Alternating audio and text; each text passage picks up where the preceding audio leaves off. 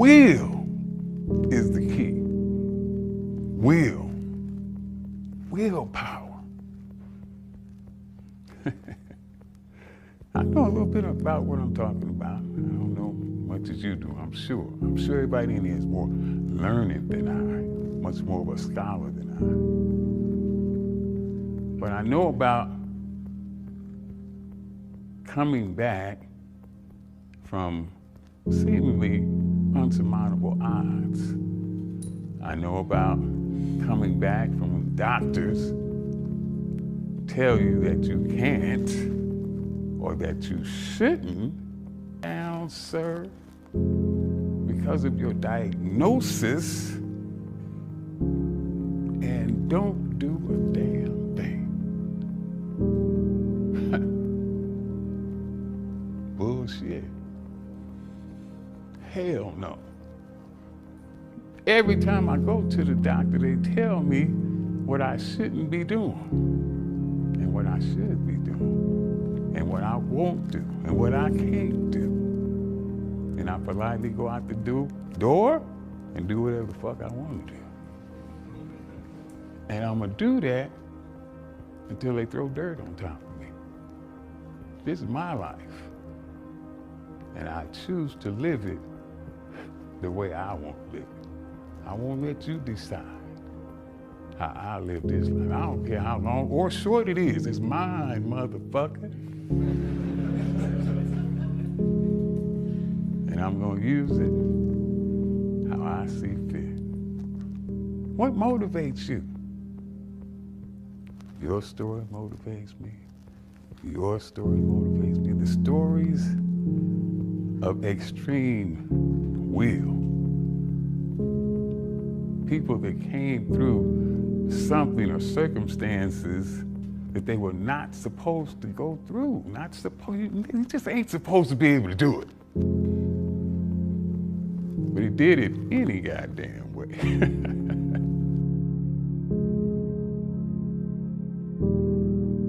It is impossible until some crazy son of a bitch has the audacity to believe that no matter what the expert or the doctor says, I can still do that shit.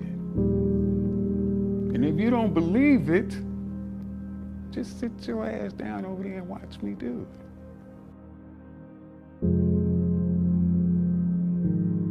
it. How do you teach people to not look at something and say immediately, because the appearance,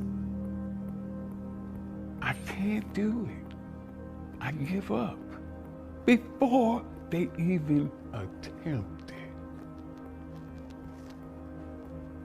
Oh, that's overtraining. Simply because it sounds like more than I ever done before. I can't do that. I won't even try. I won't even try. I give up before I even try. No. Oh, I tried, but I fell short. I tried my best, but I fell short. Is there victory in that? Goddamn right it is.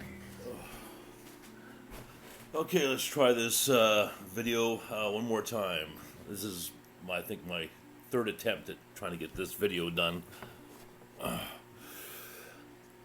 It's just I'm trying to find the perfect state of mind to do this one. It's just some of these videos that guys are extremely hard to do. Especially from trying to get my facts straight. Sometimes I go off the reservations and watch a video back. I'm like, oh, Jesus Christ, what do you say that? It's got nothing to do with it. So, I've been up since 5. Obviously, my state is starting to elevate. So, I'll try it doing one of these videos in kind of like a hypomanic state. You know, I'm getting up there, but I can always tell. It always happens when I train real hard. Anyways, okay, enough babbling. So, the bipolar bridge. What the fuck is it? Okay, the bipolar bridge is a term that I gave to a window in time. Okay? Now, this window in time is when I can think the most clearly, the most rationally, with still having emotion. Okay? So, what bipolar medication can do, at least in my experience, in order to keep your emotions at a level field, or keep you from being depressed, or keep you from being manic, keep you even, that usually comes with a cost. And the cost is usually a lack of emotion, okay? So that's what we don't want. So I have a window in time where I can achieve this mental state where everything's very clear. I still have my emotions. I feel humble. I feel focused. I'm very calm. I'm very, I think, rationally. My actions aren't sporadic. I'm very conscious of my movements, my ideas, my thoughts. It's what I do. It's when I do most of my problem solving. It's where I tend to come up with most of my solutions for how to deal with my bipolar disorder. Solutions on new realizations on what to confront next, what issues to confront next.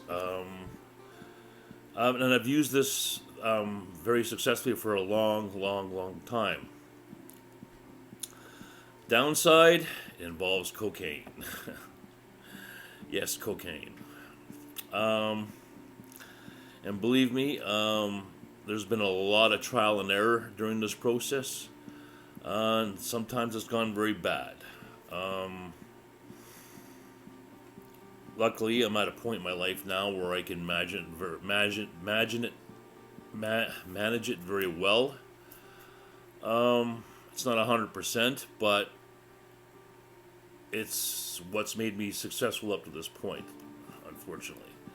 Well, I don't know if unfortunately is a correct word, but there's been times where cocaine has definitely impacted my life in a negative way. So, how should we start this? Oh, that's what I hate about being bipolar. You can have an idea and you can have some thoughts and everything's clear and makes sense. And you go to say it and it's just like, ugh. How should I start this? I don't know how to start this.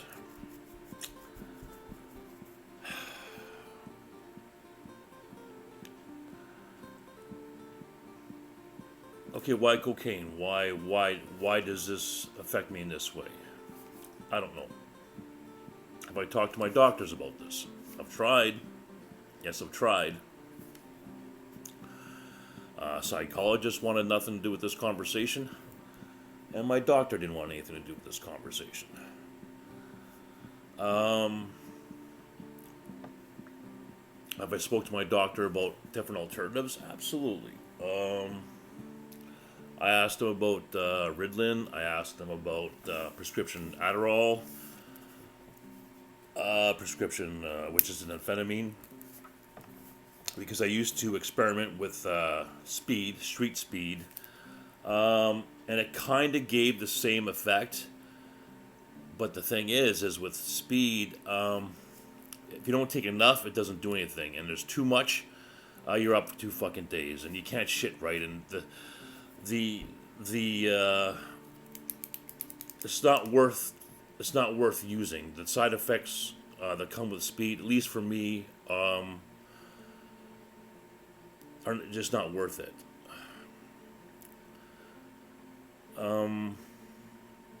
Why cocaine works, I have no idea. I have some theories.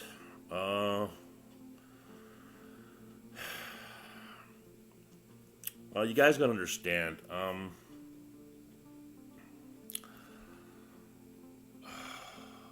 Cocaine has been a part of my life for the better part of 25 years.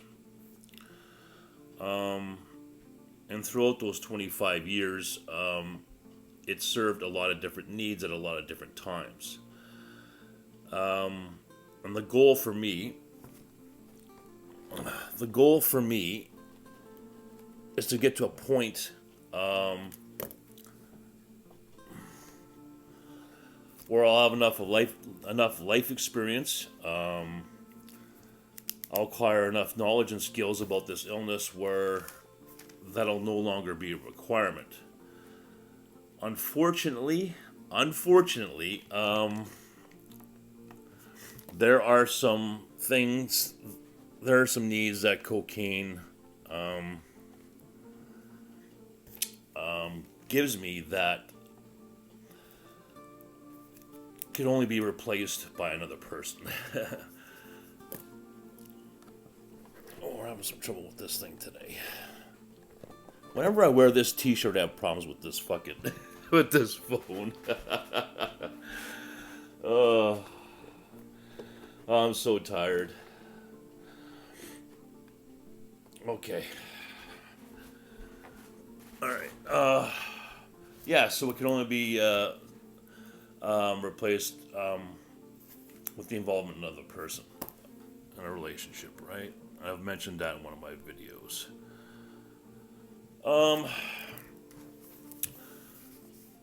But for now, when I first started realizing the needs that cocaine gave me, it was the only thing that was allowing me to see how would I describe that? It was the only thing helping me to recognize that there was something wrong with me, that I could recognize the different symptoms of being bipolar. I could actually see that there was something wrong, and I was starting to get these little slivers of information. Unfortunately, cocaine was filling a lot of other needs with me at the same time, so it wasn't something I could just strictly focus on. I had to chip away the excess clay, as if you will, of needs and deal with these needs that cocaine was replacing. Like, for example, cocaine used to feed my manic behavior. What I started to realize later was the only thing that would drop me out of a manic episode was cocaine. I didn't realize that it was a bridge at this time. I just knew, like, okay, wait a minute. Why is it every time I get high,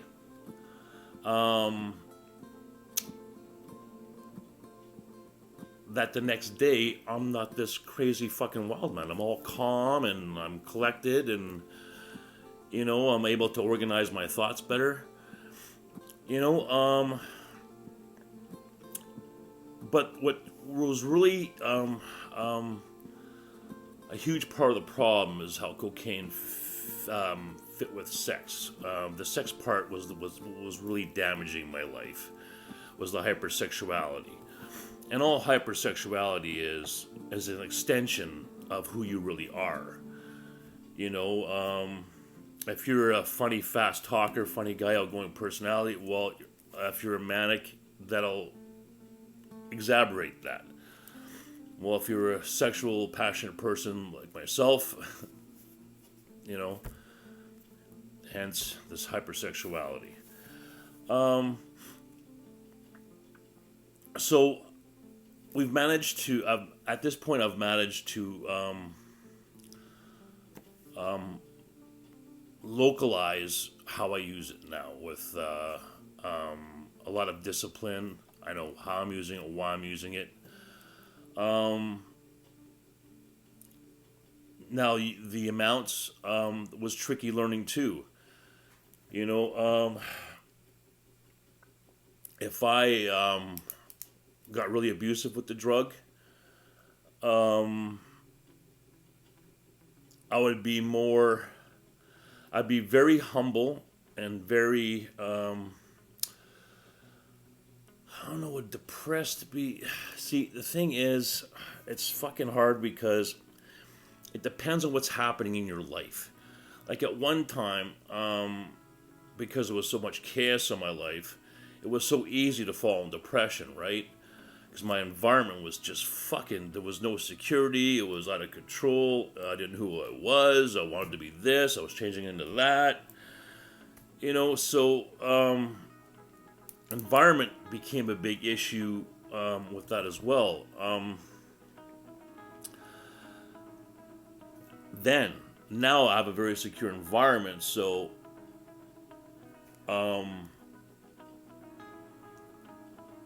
there is no, I've never got depressed the following day after using cocaine. Which would normally happens with people. They have this extreme high and an extreme low. I just have this humble, focused, very calm feeling.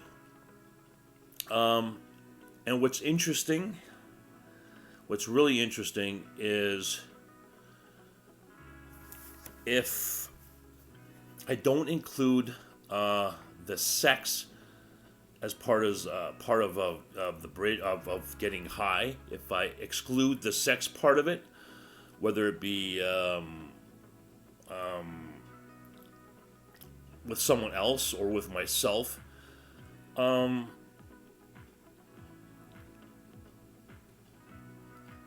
things are clear but not as crisp.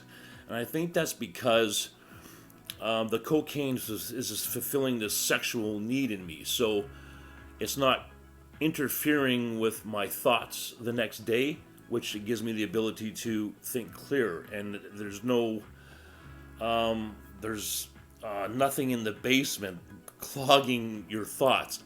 Is my best guess. Is my best guess. And there is a limit. Like I can't. There's a fine line for the amount that's being used. Like if I did a ball, it'd be way too much. It'd be way too much.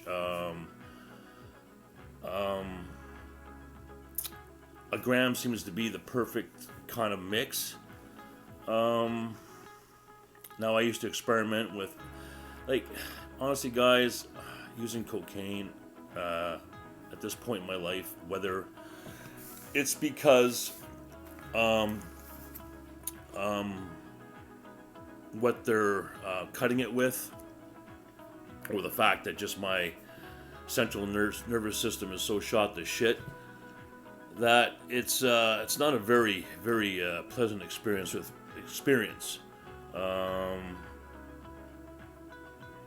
It's pretty hard on the body. You know, I'm pretty much in bed and eating all the next day.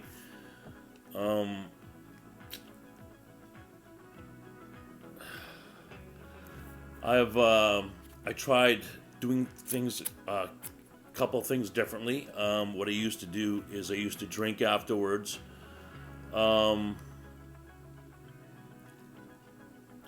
To make the come down a lot easier, the suffering not as bad. But it would affect the next day. It would affect this bridge. And I tried something called Xanax, which is a really powerful sedative, which completely eliminated the downer. And I slept great all day, although it felt artificial. There's something about having the drugs, the sex, and the suffering that comes with coming down. Something about having those three at the right proportions or the right mix is the only time I'll achieve this clarity the next day, this bipolar bridge that I'm talking about. And honestly, guys, I've been able to solve so many problems in regards to my illness, and had so many realizations during this time. So it's hard for me to think negatively about the decisions I've made regarding this drug.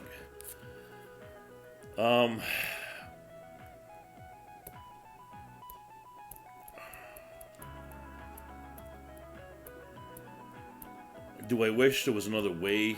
Yes, but I haven't been able to find another way to do that. Like I said, I've been on medication.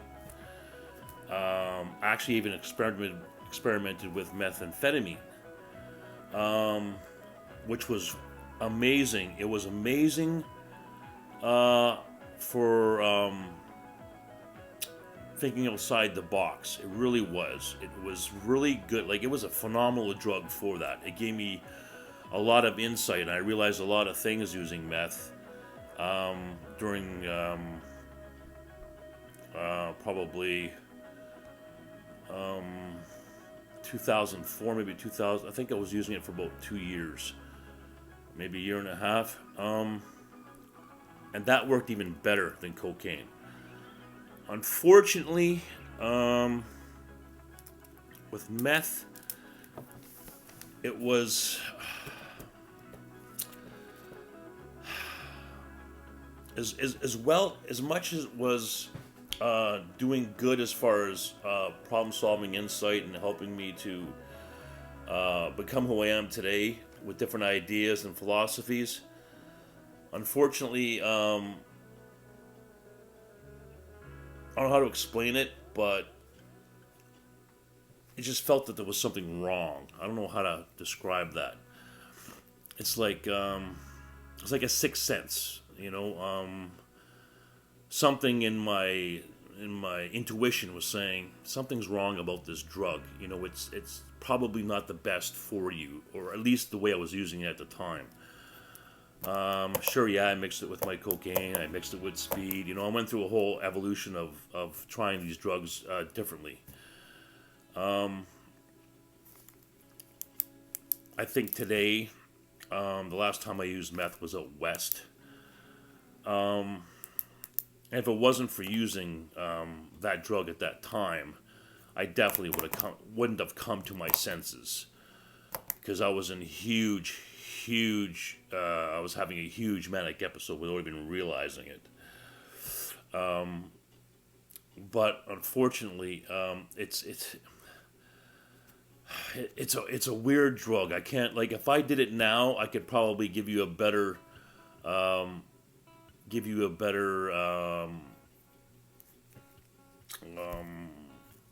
summary of how the drug would affect me, and maybe it would be beneficial. But unfortunately, I don't know anyone who sells crystal meth anymore. So I'd be open to try it again as an experiment. But like I said, with crystal meth, it is an amphetamine, so it is going to fucking keep you awake for a couple of days. Which I'm not a real big fan of. You know, I don't mind suffering for a day. Like with cocaine, sure, I can suffer for the come down period, but the next day I can sleep, I can eat, you know, I can recover a lot better. You know, so maybe, I don't know, maybe a smaller amount of meth could do the same thing, but I've been doing the cocaine and managing with cocaine for so long now. I have it down pretty much to a science, you know. So I don't think I'd really want to try something else, because this is very manageable. Very manageable. It's I know what to expect.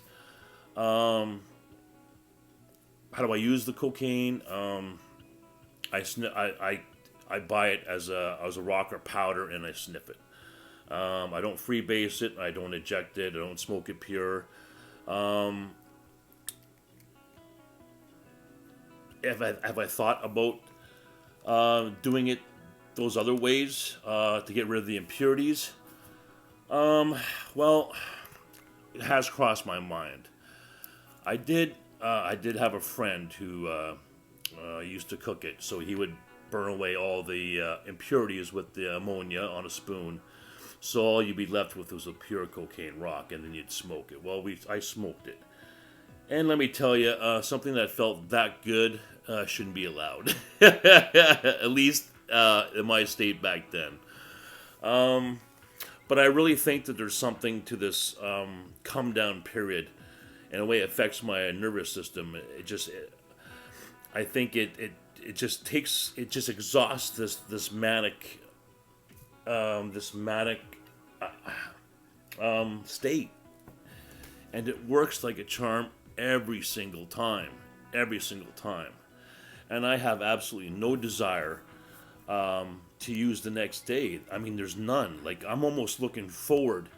I find myself looking forward to the bridge, just so maybe I can come up with a new answer to my illness, or how to manage it, or some new realization that makes my life a lot easier to manage. Don't get me wrong, though. The cocaine sex, having sex on cocaine, is extremely enjoyable for me. It probably always will be.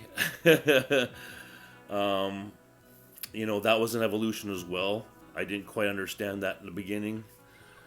But I understand the facets and everything around that now. I understand very well why I enjoy it, where it's coming from.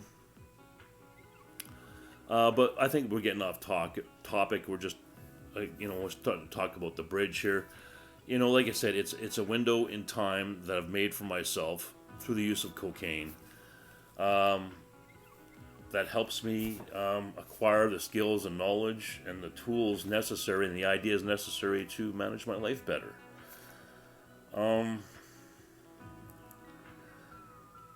Yeah, and it's just that simple. I don't know what else more to say than that.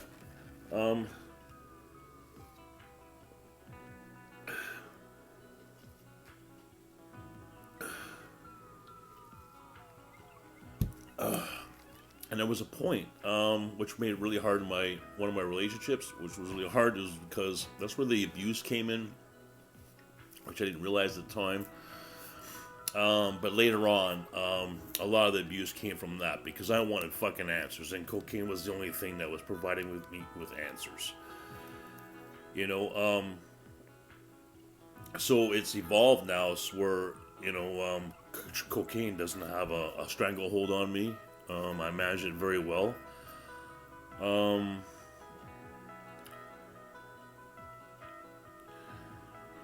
Yeah, it's just, fuck, I don't know what else to say. Like, I'm sure I covered a lot of this when I'm telling you guys in a lot of my videos, over the years. But I didn't really devote one single video to just that topic.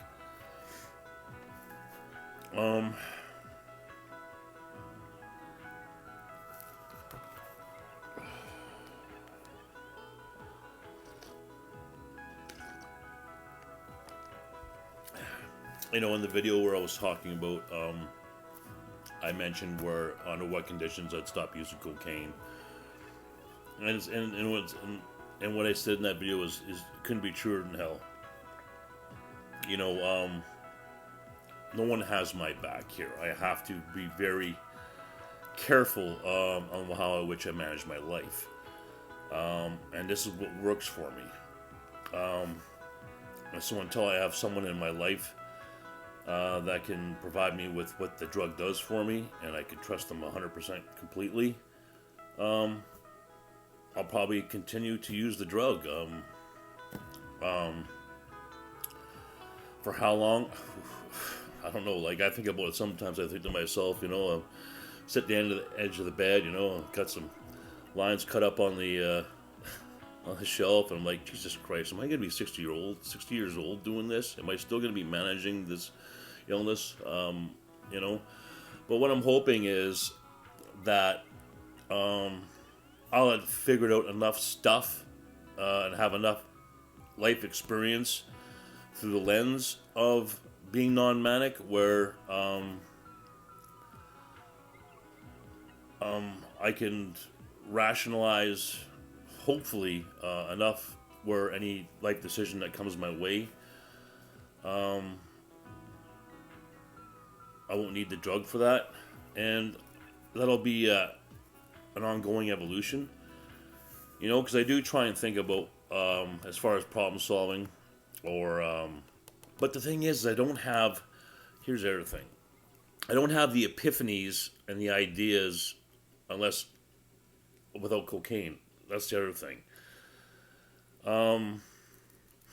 Like I'll have in a manic state, I'll have all these fucking ideas and all these epiphanies, but I can't rationally implement those ideas. It's only during the bridge that I can take those ideas that I get from a manic state and can rationally apply them in an objective, in an efficient way. Fuck if that makes sense, but man, that's the way it is. That's just the fucking way it is. So it's like I don't know. And the thing is now, I don't really see it as a problem. It's just something. It's a tool that I manage my life with. It's like I don't know. You need a coffee, get going in the morning. Well, same thing for me. Well, unfortunately, it's not just get me going in the morning. I have my coffee too. But I think you guys get my point. It's just something I've accepted and learned to manage. That's to be a part of my life. The unfortunate, like I said, the only fortunate thing is cost, of course. Of course, I only need a gram, so we're not talking about a huge financial burden here. But it is hard on my body. It really is hard on my body. The next day, even with a small amount like a gram, and some of you guys may be thinking, well, just do a half a gram. Like I said, over a gram seems to be too much, and under a gram seems to be too less. I've found though, I always have to make sure that before I use that I'm on a really full stomach.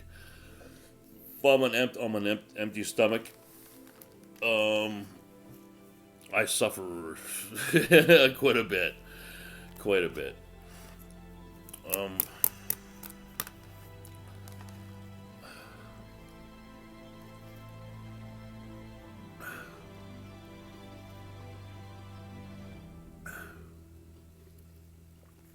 Maybe there'll be someday in the future, like Portland, Oregon, is already starting to decriminalize all drugs.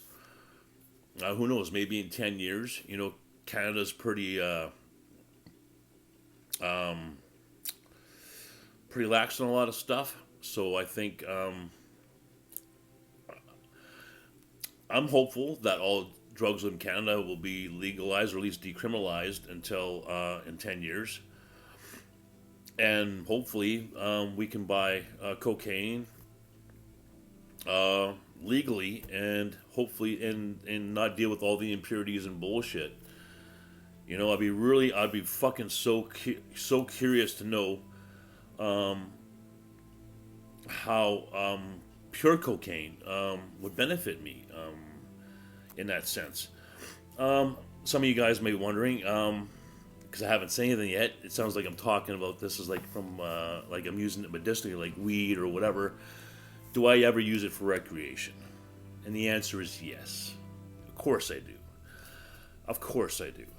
There's times where I plan an evening where it will come into play recreational. Hasn't happened in a while. Usually there's always some objective getting in the way. But I've never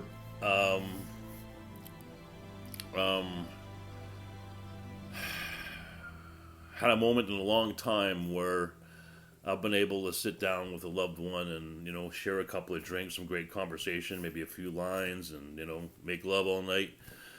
I haven't been able to use it in that sense in a long, long time. Um, but there's times I tell you for sure that after a long week, come Friday night, just like like fuck it, no objective, um, no insights. Just what, I just want to get fucking high. That's all I want to do. Maybe take a long bath, play some video games. Maybe watch some bipolar videos. And sometimes I'll do that. You know, um,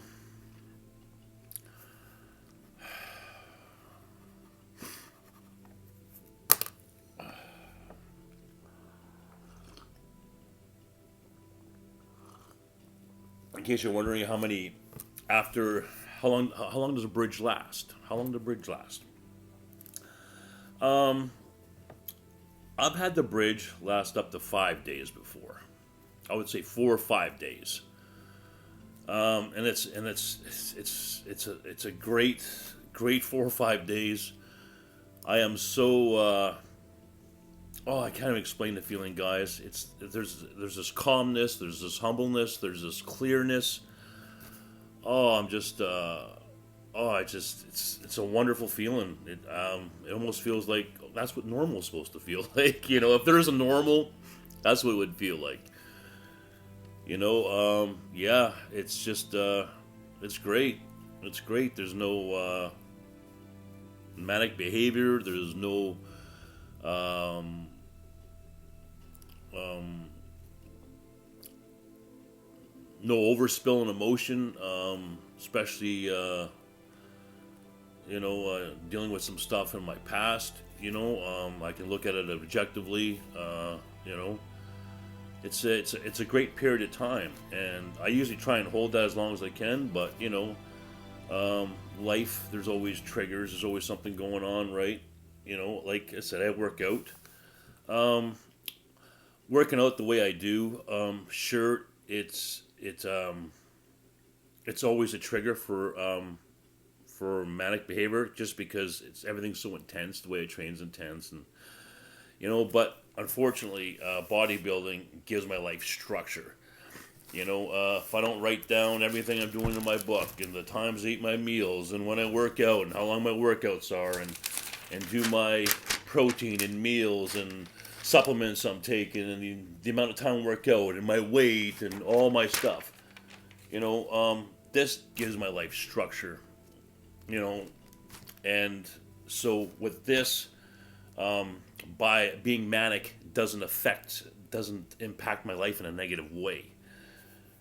You know, of course, if I'm if I'm using and I'm in bed all day because I feel like complete shit because I'm just exhausted from sex all night or coming down from the drug or whatever. I always make sure I get my meals in. I always come downstairs and write my meal. I won't have to worry about work, and I don't worry about that. The amount of during the come down process or the sex process, you're getting your exercise, and you're getting stimulated one way or another. So I just make sure I come down, write my meals in, make sure, and it keeps me on track. Just keeps me on track. Keeps me clear and organized, and it's routine. That's for someone who's bipolar, at least in my case. The more routine your life is, and organized your life is, excuse me, the healthier you'll feel in your mind. Change is very hard for us, but I do like the challenge. I like things um, tripping me up once in a while. It's good practice. Keeps things in check, keeps me realistic. Realistic about my limitations, because what will happen too is, like, you'll be just like, hey, everything's fine, and you forget that you're fucking bipolar and you have some fucking issues and whatever, and you can get a little cocky and a little confident, and you'll forget. And that's the biggest mistake. That's the biggest mistake. So, cocaine helps me with that too. It trips up it it changes up my routine, but in a way that's familiar, if that makes sense. I don't know if that makes sense or not, but you know, did that make sense? I think it did. It made sense up here. um, I don't know. I watch a lot of bipolar videos, but usually what I'll do is I do things really reversed. I don't know why. I think I mentioned this before. It's just the way I take in information. Um, there's a lot of stuff on bipolar on YouTube. I watch Bipolar Warriors, Polar Warriors, Dr. Tracy Marks, and Tracy Morton. No, what's her name? Anyway, I think it's Tracy Morton, Tracy Marks, and Katie Morgan. Katie Morgan.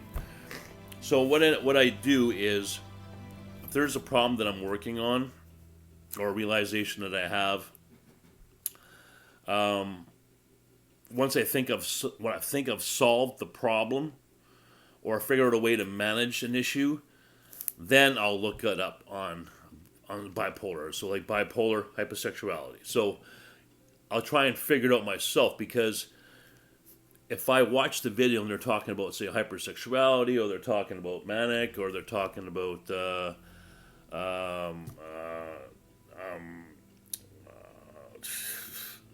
different types of bipolar, if they're talking about relationships, I can watch a video on all these things, but because I haven't thought about it, I put time into thinking about it, because I have way too much to think about and process and manage all at the same time.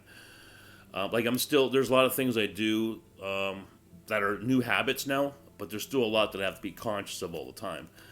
So what I do is, whatever I'm working on in regards to my illness or in life, once I think I've solved the problem, or I think I've got it managed, then I'll look that up on YouTube and see what they say.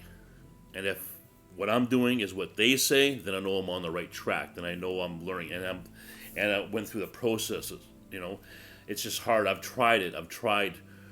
You know, I've tried watching a video, and how does that apply to me? Because there's nothing reinforcing it. Not at least that I remember. And if I do remember, it's an idea gone. That's what happens with bipolar, which it's the perception shifts, right? Nothing stays with you. Nothing stays with you as far as ideas. Feelings stay with you, but ideas don't.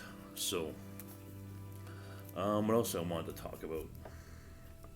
I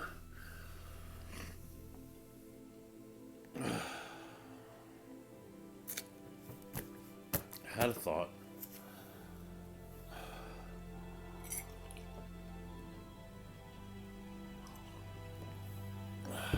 There's a doctor, was on the Joe Rogan podcast. His name was Dr. Karl Marx, I believe. Anyways, and he's does experiments. He's a neuroscientist. He does experiments with physiological behavior. People, he's experimenting with giving people drugs, cocaine, heroin. And I was watching this podcast with all the stuff he was saying. I believe he's sticking his neck out. He's going against academia with his, his forward thinking and everything. And I watched the whole podcast, and I tell you, I felt so vindicated. There was so many things that he was saying that I figured out on my own, or just a belief system that I've had. But hearing him talk, I felt really validated.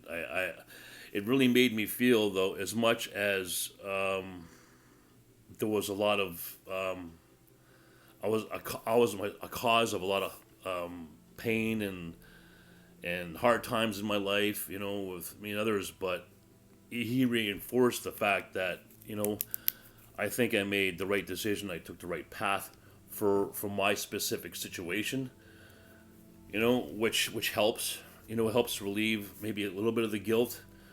And I don't know. Guilt's a funny thing. It's just I know it's not my fault, but I've said it 1,000 times. I have to be accountable for these actions, and with being accountable and responsible, you do feel guilty, right? You do feel bad. That comes without saying. You wouldn't be human if you didn't feel that. So it was nice hearing his talk with Joe.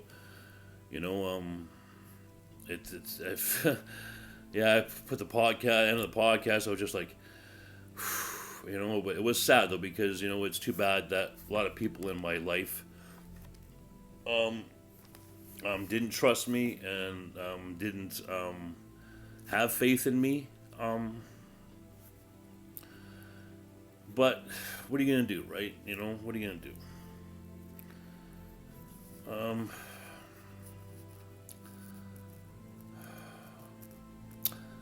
I don't know.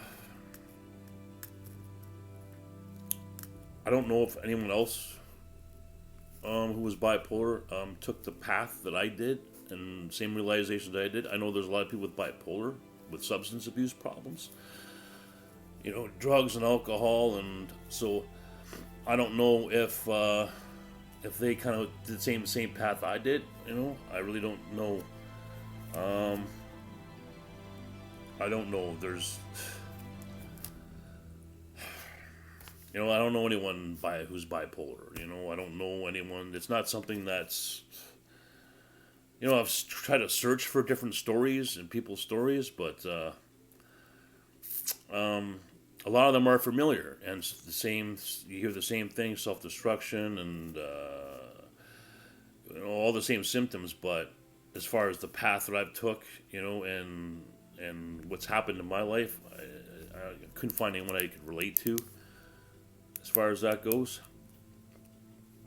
So it's hard with doctors, right? Because you try and tell a doctor your story and what's going on, and they hear the status quo of people who are bipolar and what they go through, right? They don't have this wide database of memory dealing with patients that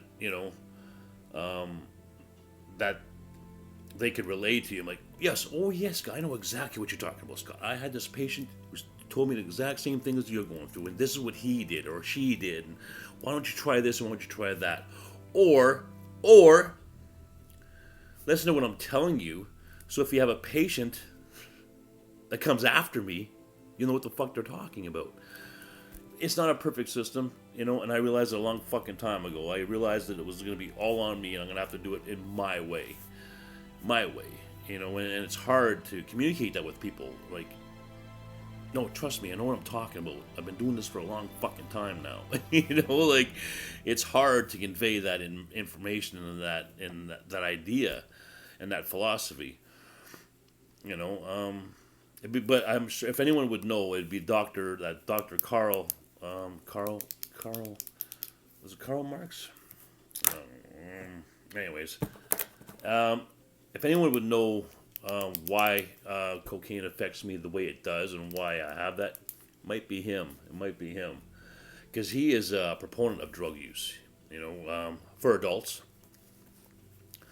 He's a big believer in using drugs, cocaine, heroin, amphetamines, meth, all to enhance your life and enrich your life, not to destroy it. There's a line, right? If you're a good person, like in here morally good and use drugs, you're still going to be a good person. It's gonna make you a better person, right?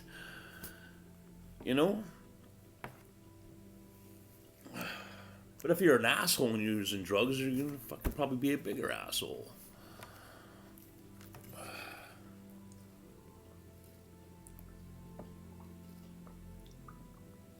But he agreed with me on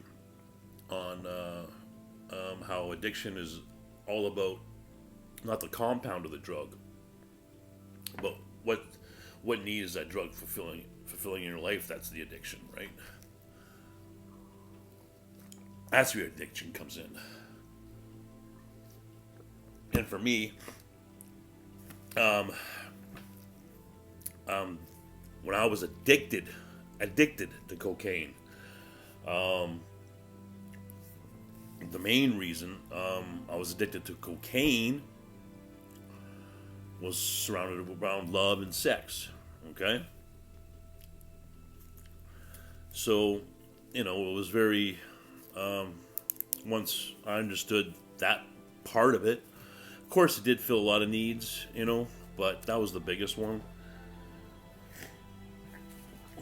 I'd say the biggest one that I couldn't control.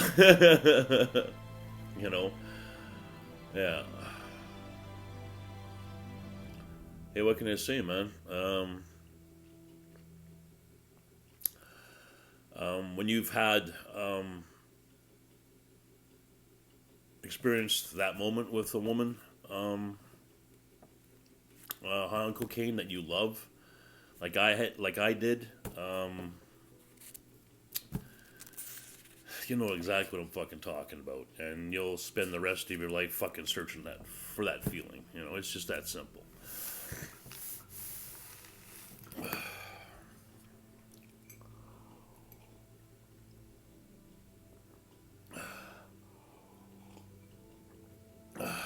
But like I can't, honestly, like sitting here today, at least today, you know, there's not a doubt in my mind that I achieved the things that I've achieved because of cocaine, which is unfortunate because at the same time it was a catch-22. Cocaine did destroy my life in a lot of ways, right? But if the way I look at it is, if I didn't know I was bipolar, yes, I would have blamed the cocaine. But now knowing that I'm bipolar, it was just a matter of time. I was a ticking time bomb, right? Maybe the cocaine subsided this manic side of me for so long, right? That's what I believe, that for some reason it put it at bay in some kind of weird way that I didn't notice it. I don't know. Maybe I didn't explain that part properly, but I've talked about this in videos long time ago.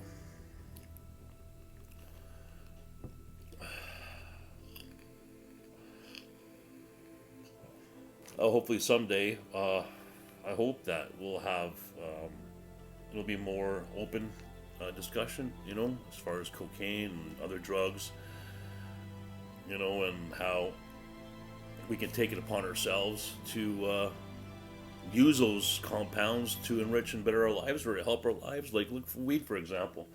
Weed's been illegal for how long?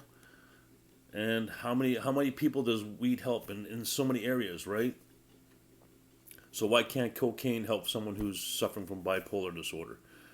Why? Because it's illegal? Because it's got the stigma of cocaine? Seriously? Grow the fuck up. Change your perspective.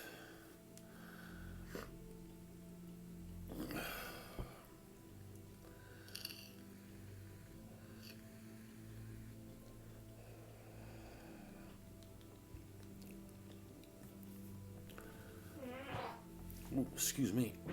Oh shit, I'll edit that out. Excuse me. Oh, I'm so tired. Oh, I should be able to sleep tonight though. What time is it? 10:30.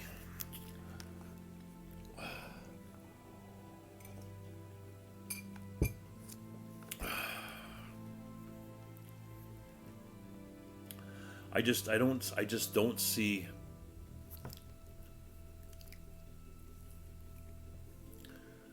if you guys could possibly understand what I went through to get to this point,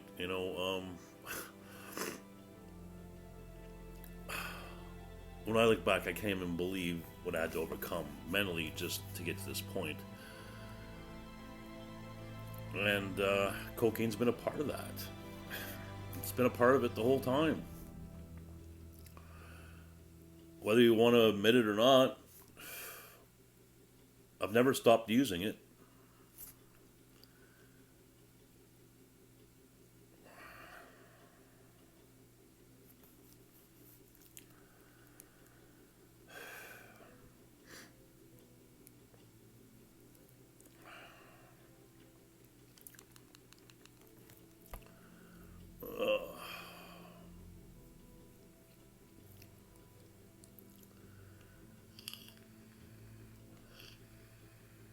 like I said, maybe it's the impurities of that the street people are cutting it with. That's, you know, making the downer so bad. But maybe it's that suffering that's allowing me to reach this bridge, this calm state. Fuck, I have no idea. I have no idea.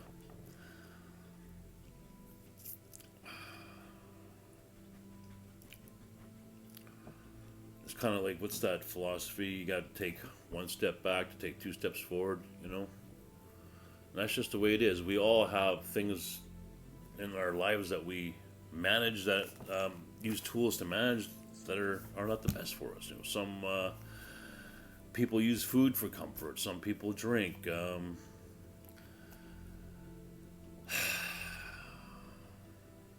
know, we can't. We got to learn to stop judging how people try to find their way through this fucking life, man. Like, you know, we gotta stop fucking judging, man. And you know, and shed these stereotypes, you know.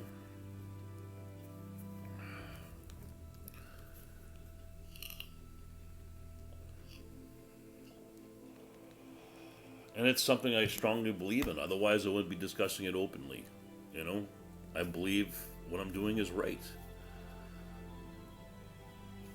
You know.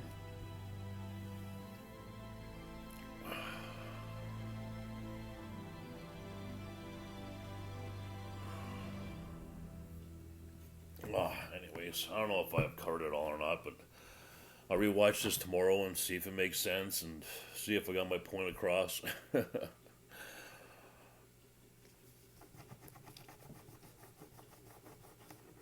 Anyways, till I see you guys again, take care of yourselves, to each other. God bless you all.